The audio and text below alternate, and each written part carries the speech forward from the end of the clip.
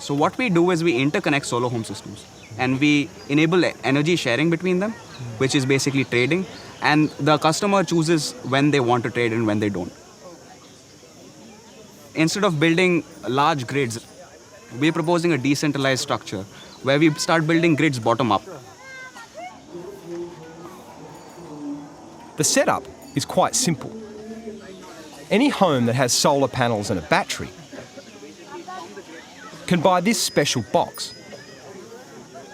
which connects them to another house with the same setup. The box allows the buying or selling of energy between the homes. But it gets better.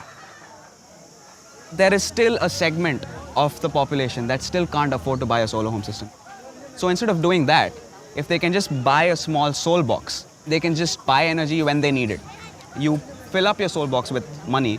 As you keep using energy, it deducts money.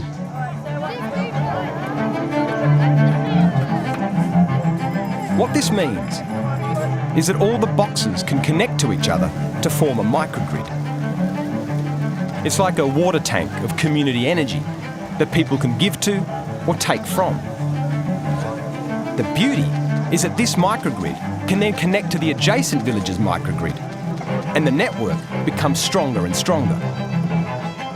There's a mimicking of nature here, isn't there? Like in the way that cells multiply and form something and strengthen. Yeah, That's a great analogy. You have one solar home system, you interconnect with your neighbors, you make it 50. Slowly you interconnect villages. Once you've collected 100 villages, you can hook it up to the grid. You can sell to the grid. Forget buying from it. You become the primary energy generation source for the country. So the idea is we are like a swarm of bees or a swarm of fish that move together, pool in all our energies together to run bigger loads.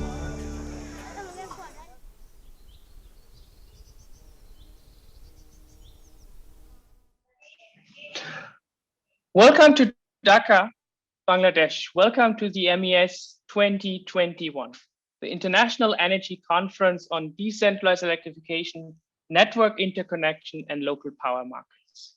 The conference here today is held in virtual Dhaka in honor of Bangladesh's 50th anniversary of independence, the Golden Jubilee. And what a timing it has been. Just yesterday, the UN Secretary General Antonio Guterres congratulated Bangladesh to having fulfilled all criteria for graduation from the world's least developing countries. With the graduation to a developing country, a new journey begins for Bangladesh. And this will probably be a somewhat different journey.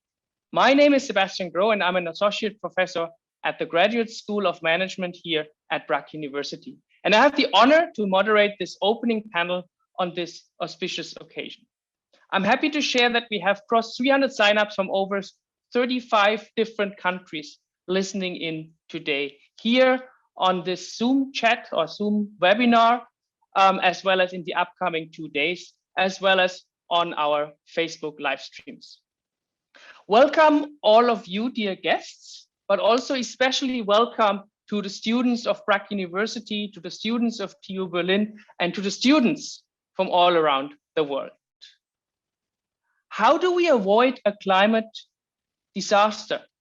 Because all our economic growth has little value if it is just washed away in a blink, in an instant. This conference wants to look back how the country powered itself into the middle income club, how it achieved 100% electrification, and so forth. But also forward, what comes next? How do we implement the 2030 agenda for sustainable development most effectively? Is there a right to universal basic energy supply? These are just some of the themes of this conference, which hosts over 20 sessions. We will hear from different voices, different actors, but also opposing voices, because as Marvin Minsky, the co-founder of MIT's Artificial Intelligence Laboratory once put it, if you understand something in only one way, then you don't really understand it at all. Now, let me give a warm welcome to our opening panel, which boasts nothing less and 2 sitting presidents of 2 proud global universities, a former German state minister and a tenured professor from Carnegie Mellon. First up will be our host, our Vice Chancellor and President of Brac University, Professor Dr. VincentChang. Professor Chang, the floor is all yours now. Thank you, Sebastian. Thank you and welcome, all the guests and students. On behalf of Brac University in Dhaka, Bangladesh, I welcome all of you to this conference.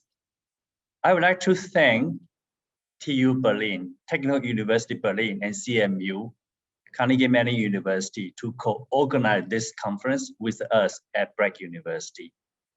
I also like to thank TU Berlin's President Thomsen, CMU Professor Karplus, and Germany's Energy Commissioner Mrs. Höhn, who will all speak shortly at this session. We all know TU Berlin and CMU are both well-renowned, well-established universities, while Brac University is still a very young university, like this young country of Bangladesh. Bangladesh is a real story of amazing transformation from a quote-unquote basket case country to, as of today, perhaps the fastest growing economy in the world. Although Bangladesh is still facing many challenging development issues, such as the poverty problems, Bangladesh has been considered a model for development.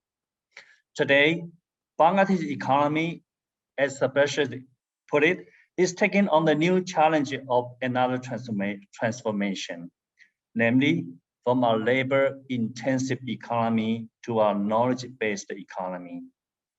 And I believe Brac University, along with the entire higher education sector in Bangladesh, will play a very significant role during this transformation. Brac University was established 20 years ago. In the past 20 years, we have achieved quite a lot. But going forward, the university is committed to international engagement and collaboration, as well as to relevant, impactful research and project. So we are very pleased to be able to co-host this conference, as it is international and relevant and impactful. Personally, MES Conference, Microsystem, Energy System, as I understand it, reminds me sort of what has been missing in one of my own research projects many years ago. When I was still a graduate student, I was engaging in an economics project, looking into the relationship between energy and economic growth. And I borrowed an empirical equation, a well-known empirical equation from our natural science discipline. And I was able to construct an economic relationship shockingly similar to the equation of that natural science. However, I was unable to explain why, because for your reference, in economics discipline, even if you have perfect equation, you still have to explain why. And I knew the why part should be based on the micro foundation of energy system. Since I was not able to explain the micro foundation of that relationship, my research funding has been only between myself and my thesis advisor. I was not even unable to put it into my thesis. So I'm hopeful, perhaps I can learn something from this conference. And if so, I might be able to fill the missing link of my previous research. Finally, I hope all of you enjoy this conference. I'm certainly very much looking forward to it. And I wish this conference a great success. Thank you. Thank you so much, Professor Chang, for sharing this history of Bangladesh, but especially also Brac University, but especially drawing the bridge towards your own research and towards the, as you said, the micro foundation of energy in those micro energy systems. So we do hope that we can contribute to that and maybe find some of the answers to the big why to the perfect equation, which I think is undergoing a revolution right now between energy and economic growth. Now we will hear a brief recording by the president of the Technische Universität Berlin in Germany from Professor Dr. Christian Thompson. Dear Bärbel Höhn, dear President Chang, ladies and gentlemen, dear colleagues, I welcome you very much to this conference, the MES 21. We're most impressed about the topics. One of the topics is decentralized energy, and that's one of the topics. The other topic is that our collaboration, our exchange of young scientists has been growing over the past. It's quite good, and most recently, a year ago, before the pandemic, Professor von Hirschhausen visited Bangladesh and could find very positive ways of educating young people. So what we're looking forward to is a further increase of our institutions of Brac University and TU Berlin. And myself, I wish you a successful conference today. Thank you very much.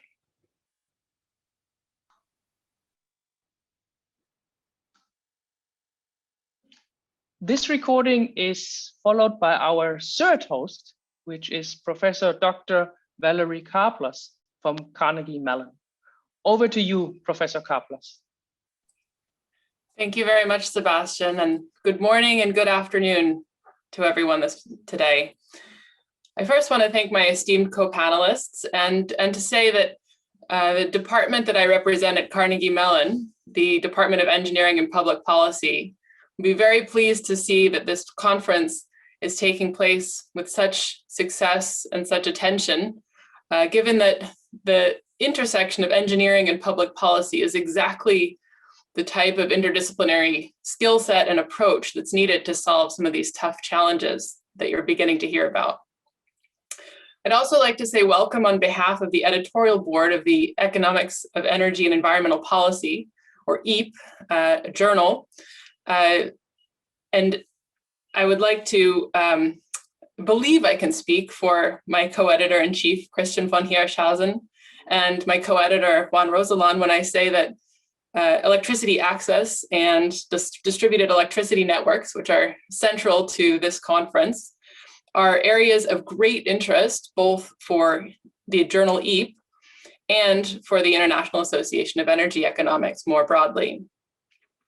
This interest is perhaps most evident in issue 8.1 of EEP, which focused on expanding electricity access around the world. The key themes here included thinking deeply about technology and costs on the supply side, socioeconomic aspects of demand and pricing policies, broadly the demand side, and then I think very importantly, and often missing, the political and institutional aspects that bring supply and demand together, or the organizational models. Now, this special issue, when it came out, included 4 articles dedicated to examining how access has expanded in diverse contexts, focusing on China, India, Nigeria, and Mozambique, and touching on diverse topics, which included the design of solar microgrids, the financing of last mile electricity access, and the potential of natural gas in electrification, as well as the roles of government and public utilities in achieving universal electricity access. At the time, this represented a first for EEP in terms of addressing in a far-reaching way in a single special issue electricity access challenges. Now, this current symposium, I think, broadens and enriches and charts new territory in terms of how it thinks about the ways that technology and institutions or institutional innovation can combine in order to enable new developments of the type that are focused today. Decentralized electrification, network interconnection, and local power markets are going to be absolutely central to the electricity systems of the future, systems that are going to be asked to assume an increasing diversity of functions in an electrifying world. Sessions today on microgrids, distributed storage and generation, and e-mobility reflect just a few aspects of this functional diversification at the frontier of electric power systems design. I think the EEP Journal is an ambitious and fitting outlet for the proceeds of this conference, and we very much look forward to featuring your work. Beyond expanding access, I should say my previous work in the Chinese context and on the electricity system that has underscored that the transition to any flexible, resilient, and inclusive low-carbon electricity system requires technological, institutional, behavioral, and policy foundations, which all have to evolve in tandem. It is great to see so much of today's discussion dedicated to getting this balance right. Let me once again congratulate you all on an impressive lineup and wish you a very successful conference. Thank you.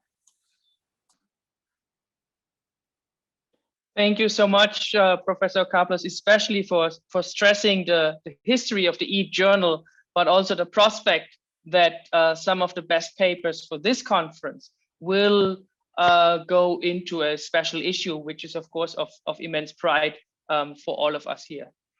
It is now my profound honor to welcome another person who has made the journey before the pandemic hit us to Bangladesh. So there was Professor von Hirschhausen, who was referenced here already twice, but also Mrs. Bärbel Höhn made the way here to Bangladesh to go into the off-grid area, to look at grids, but also to speak in a debate at Brac University. After having been a German state minister for environment and agriculture for a decade, she is now the special commissioner for energy reform to the German Federal Ministry of Economic Cooperation and Development, as well as the chair of the Global Renewables Congress. Mrs. Cern, the floor is yours now.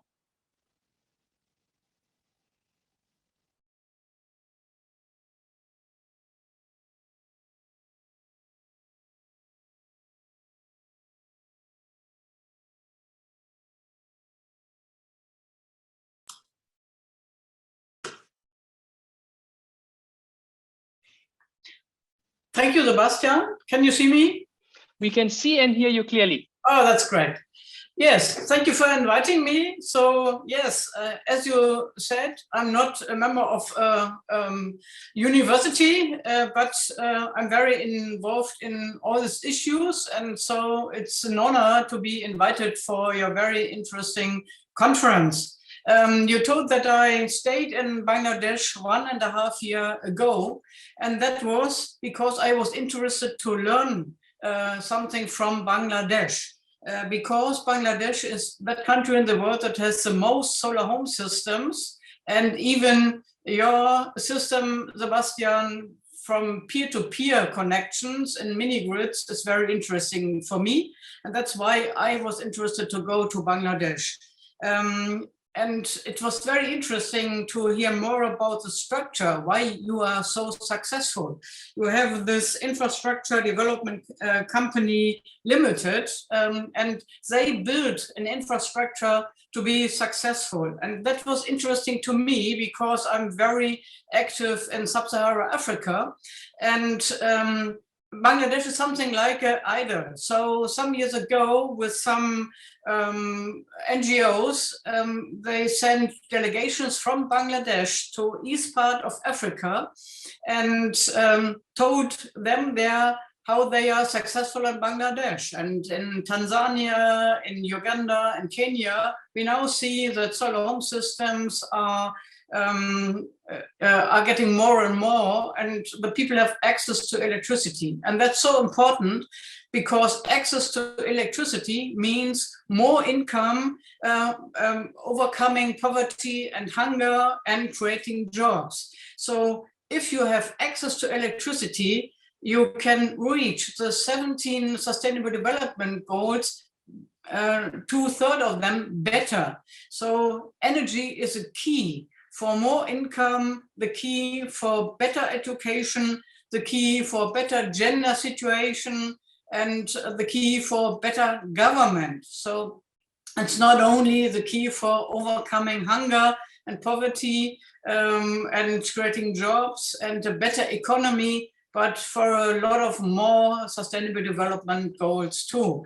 And even, for example, the health system is better. You can install cooling systems and have a better situation for the population. And as you told, I am chair of a network of parliamentarians worldwide who are interested in building up renewables. And so the situation we now have is that we have to overcome two crises: the pandemic, COVID-19 crisis, and the climate crisis. And from our network, we are interested to support the people in all the countries that they more investing in renewables, because, as I said, renewables and decentralized energy is one of the keys of a better situation for the people worldwide.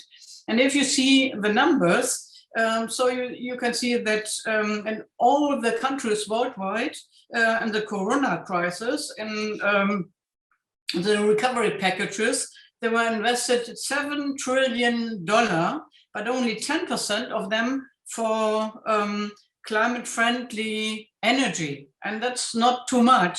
But I will tell you that especially in Bangladesh, you have a better situation, because that is really, as we could see in solar home systems, even in other parts of energy, it's something like a front runner.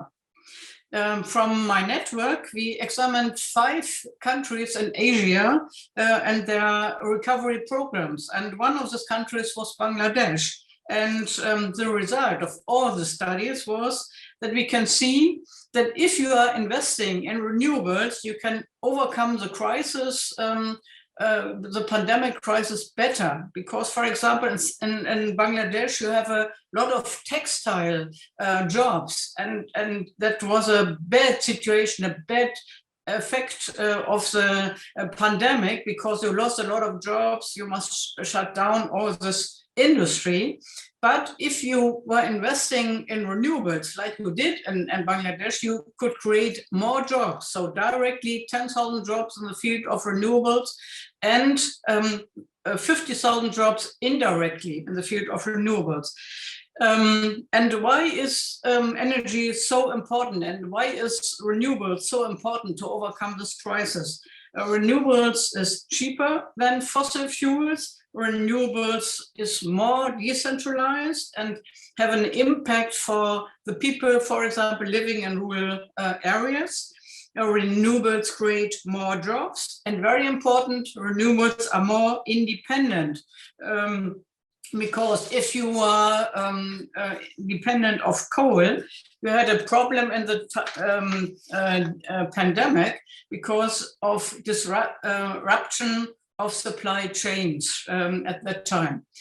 And I'm very happy that I read yesterday an article in Daily Sun that the government of Bangladesh now decided to cancel a lot of coal-fired plants and now is more focusing on renewables. So I would say congratulations for that direction. Bangladesh would like to be part of the member of the middle income clubs, and that's not so easy to fulfill. Because you need networks, you need an exchange of good ideas, and you need an open debate of all the issues. You have to find a solution. You need to train the people. The people must be, you need a participation of the people, but you are in Bangladesh, you are on track. And so only the last sentence from my experience in Germany, we were successful in Germany because we had this network of parliamentarians from different parties. So I'm from the Green Party, but the minister in the Ministry of Economic Cooperation and Development, he is from the Conservative Party, and he asked me to be ambassador of energy in Africa. So we are working together because we think that is our goal, and we can do it with no party interest, but we can do it because we are looking for the people. And that's why I'm so interested to be part of this conference, because I think it's a good idea to debate together. And I would say a lot of success for this conference, especially for you, Sebastian, for all your ideas and engagement in Bangladesh. Thank you very much, Mrs. Cern, for those opening statements. And we will not lose you, actually. Thank you very much for making the extra time. I know you have to actually travel to Berlin for an important meeting, but you will still be with us for the next session. But before going into the next session, I wanted to ask maybe Professor Chang, if I'm allowed to put you on the spot. You have already shared with us your personal wish for the conference to learn something possibly what remained unfulfilled in your earlier research day. From the perspective of Brac University, what would be your wish as an outcome of this conference? And I will give you here the last word before we then transition over into our first session. I tried to turn on my video. Somehow I'm not able to do so. So it's okay. We can hear you, and, okay. hopefully the video is on. The video is on. Okay, good. I'm not very good at technical stuff. I always joke in my alma mater should take back my degree. So yes, I think I think all in all, in this kind of international conferences, because I'm kind of look at this from academic perspective, it'd be great we could have some paper which are publishable. So then we consider this would be a part of reservoir of the knowledge that we acquire from these conferences. So that would be my wish. Thank you very much for that, and we surely work on that. I mean, we have EAP as a partner, so we just need to have the paper quality for the peer review. So we're working on that, and I think we have some good prospects for this. Thank you very much for an academic conference and for professors speaking. I think we have achieved a miracle per se, because we are on spot, on time for our next session. So thank you very much for all the speakers of this panel. And I would like to pass on the baton to our next panel onto the stage.